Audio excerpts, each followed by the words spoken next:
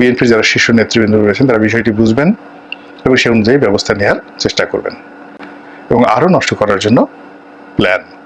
তারেক রহমান সাহেব কোনো অবস্থাতেই বিএনপির নেতৃত্বে স্থির হতে না পারেন এবং তিনি বাংলাদেশে আসতে না পারেন এবং তাকে বিএনপি থেকে যদি মাইনাস করা যায় তাহলে যারা চক্রান্তকারী তাদের জন্য একেবারে 7 খুন মাপ। রাজনীতিতে -2 ফর্মুলা বহুদিনের পুরনো। আমরা সেই 80 দশক থেকেই শুনে আসছি, মূলত এরশাদ জামানাতে। খালেদা জিয়া ভালো নন, শেখ হাসিনাও ভালো নন। আওয়ামী লীগ এবং বিএনপি দুটোই দুর্নীতিবাজদের দল।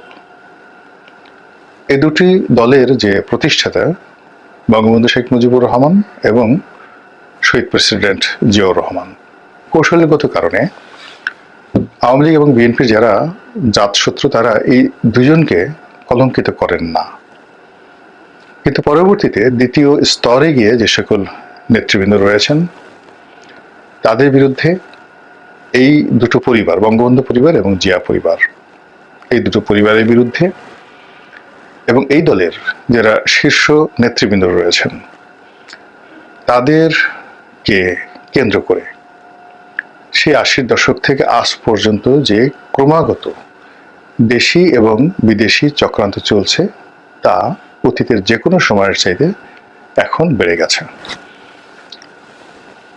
11 সেই কুখ্যাত দিনগুলো এবং -2 থিওরির সেই সময়ের প্রেক্ষাপট, যার নির্মমতায় শেখ হাসিনা এবং বেগম জিয়াকে জেলে যেতে হয়েছিল এবং যে নিদারুণ দুঃখ, কষ্ট, বেদনা, জুলুম, অত্যাচার এবং নির্যাতন এই দলের শীর্ষ নেতাদের উপর করা হয়েছিল, যা আবার নতুন করে শুরু করার ইঙ্গিত পাওয়া যাচ্ছে। ইতিমধ্যে আওয়ামী লীগের নেতৃবৃন্দ যারা আছেন তাদের বিরাট অংশ পলাতক, দেশের ভিতরে পলাতক, দেশের বাইরে পলাতক। এরপর ছাত্রলীগ, যুবলীগ, স্বেচ্ছাসেবক লীগ থেকে শুরু করে আসলে সরেয়া উচ্চারণ করার, আওয়ামী লীগের সরেয়া উচ্চারণ করার মতো অবস্থা এখন নেই। ফলে আওয়ামী লীগ অটো যে ভোটগুলো করেছিল, অটো পাসের যে ব্যবস্থা করেছিল, অটো নির্বাচনের যে ব্যবস্থা করেছিল, ঠিক সেইভাবে তাদের যে নাম আওয়ামী লীগ এটি অটোমেটিক্যালি স্বয়ংক্রিয়ভাবে বাংলাদেশ থেকে মাইনাস হয়ে গেছে। তো আওয়ামী লীগ মাইনাস হয়ে যাওয়ার পর বড় দল হিসেবে থাকে বিএনপি।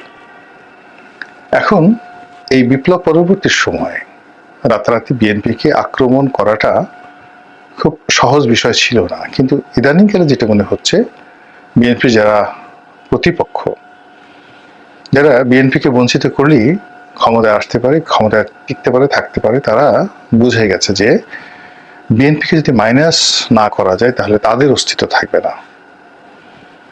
2 নম্বর হলো যে বিএনপিকে মাইনাস করার জন্য যে শব্দমালা, ম্যাটিকুলার যে শব্দটি ব্যবহৃত হচ্ছে, অর্থাৎ অঙ্ক কষে কষে পূর্ব পরিকল্পনা অনুযায়ী এই দলটিকে কি করে অমাবস্যার বা অমানিসার ঘোর অন্ধকারে ফেলা যায়।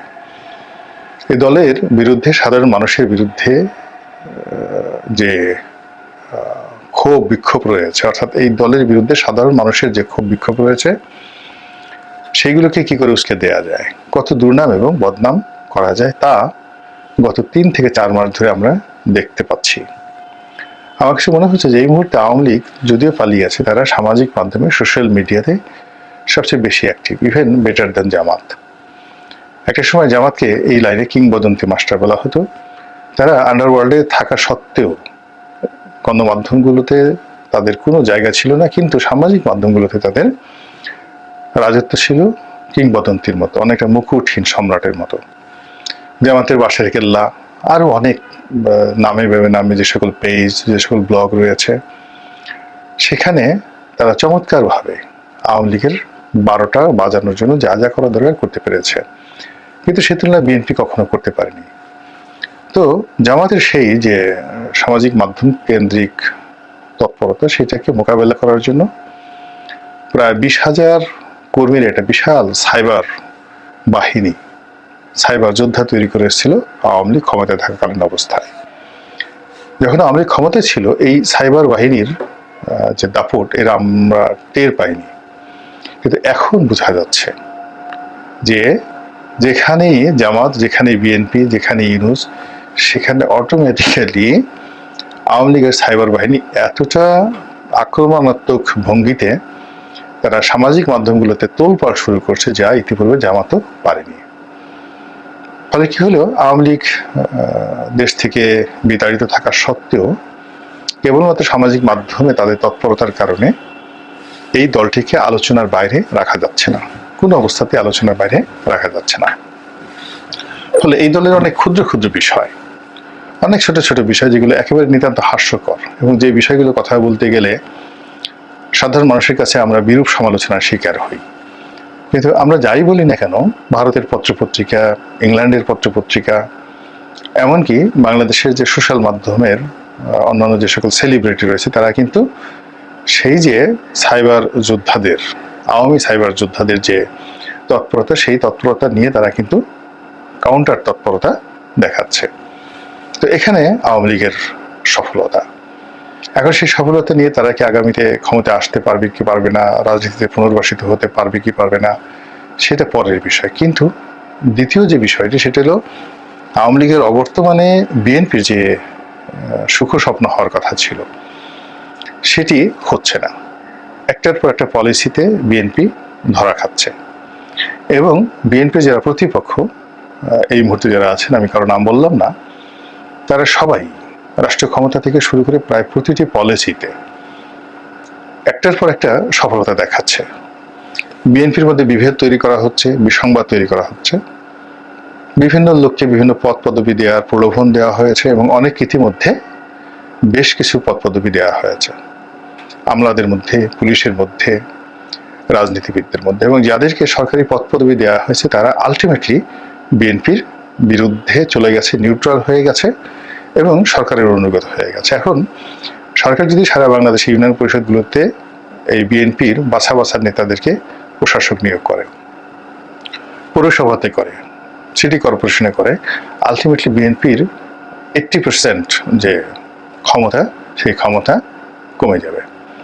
বিএনপির যে সকল প্রভাবশালী নেতারা ব্যবসা বাণিজ্য করেন, তাদেরকে যদি ডেকে এনে রাষ্ট্রীয় কিছু ব্যবসা বাণিজ্য দেওয়া হয়, কিছু সামরিক ডিল, কিছু বেসামরিক ডিল, এই সমস্ত বিষয় যদি দেওয়া হয়, তাহলে তারা সবাই এক একজনে জগৎ শেঠ, রায় দুর্লভ এবং মির্জাপুর হয়ে পড়বেন। আমি নাম বললাম না, এদের লোভের জিহ্বা এত বিশাল, এত ধারালো যে তাদের কাছে আসলে জামাত বা আওয়ামী লীগ শিশু। তো এই লোকগুলো গত 15 বছর আওয়ামী লীগের রীতিমতো বিরুদ্ধে তারা যায়নি, বরং আওয়ামী লীগ তাদেরকে মাঝে মধ্যে একবার লোভ দেখিয়েছে। অনেক সময় কাটা খাওয়া বিড়ালকে যেভাবে কাটা দেওয়া হয়, ওইভাবে তাদেরকে কাটা দেওয়া হয়েছে। তো এগুলো দিয়ে তাদেরকে নিউট্রাল করে রাখা হয়েছে। এখন বর্তমান সরকার যদি তাদেরকে কিছু এভাবে উচ্ছিষ্ট কাটা ফেলে দেয়, সঙ্গে সঙ্গে তারা কিন্তু বিএনপি বিরোধী হয়ে যাবে এবং বিএনপির জীবনে এরকম ঘটনা বহুবার ঘটেছে। থার্ডলি হলো যে বিএনপির এই মুহূর্তে প্রাণ শক্তি জনাব তারেক রহমান, ঐক্যের প্রতীক। এখন তারেক রহমানকে মাইনাস করতে হবে। মাইনাস করার জন্য তারেক রহমান বিরোধী দলের ভিতরে এবং দলের বাইরে, তারেক রহমান বিরোধী, বিএনপির বিরোধী এই শক্তি, তারা ইতিমধ্যে অনেকগুলো মাস্টার প্ল্যান তৈরি করে ফেলেছে। সেই মাস্টার প্ল্যানগুলোর মধ্যে প্রথমত তারেককে ভয় দেখানো, ওনাকে বিভিন্ন অ্যাঙ্গেল থেকে তার মনোবল ভেঙে দেওয়া এবং তাকে অনেকটা যাকে বলা হয় ভাগ্যের উপরে নির্ভরশীল করে তোলা। অর্থাৎ আন্দোলন, লড়াই, সংগ্রাম, বোঝাপড়া, সমঝোতা, এগুলোর পরিবর্তে তাবিজ, কবাজ, জাদু, টোনা, বান, নামাজ, কালাম, দান, খয়রাত, আকাশের প্রতি যাকে বলা হয় নির্ভরতা, এই জিনিসগুলো করে দেওয়া হচ্ছে। এরপর হলো যে বাংলাদেশ থেকে তাকে যত বেশি দূরে রাখা যায় সেটা করা হচ্ছে। 3 নম্বর হলো দলের প্রথম সারি নেতাদের পরিবর্তে তৃণমূলের সঙ্গে তার সম্পর্কটা যাকে বলা হয় বাড়িয়ে দেওয়া হচ্ছে এবং ইচ্ছে করেই বিভিন্ন এজেন্সির লোক তৃণমূলের, বিএনপির লোকদেরকে দিয়ে তারেক রহমান সাহেবকে টেলিফোন করে একজন আরেকজনের বিরুদ্ধে, এক নেতার বিরুদ্ধে, অন্য নেতার বিরুদ্ধে নানা রকম তথ্যপত্র দিয়ে তাকে রীতিমতো কনফিউজ করে দেওয়ার একটা মাস্টার প্ল্যান হচ্ছে। যেমন ধরুন, একজন নেতা, তারেক রহমান সাহেবের খুব ঘনিষ্ঠ, তার নাম মদন মিয়া। এখন মদন মিয়ার এলাকা থেকে, তারপরে শেষে তার আশেপাশের যাকে বলা হয় এলাকা থেকে, বা তার প্রতিদ্বন্দ্বী যে সকল শীর্ষ নেতা রয়েছে, সবাইকে গোয়েন্দা সংস্থাগুলো ব্যবহার করে তারেক রহমান সাহেবকে এমনভাবে বোঝানো হলো যে মদন মিয়া যে কাজ করছে সে আপনার সর্বনাশ করতেছে।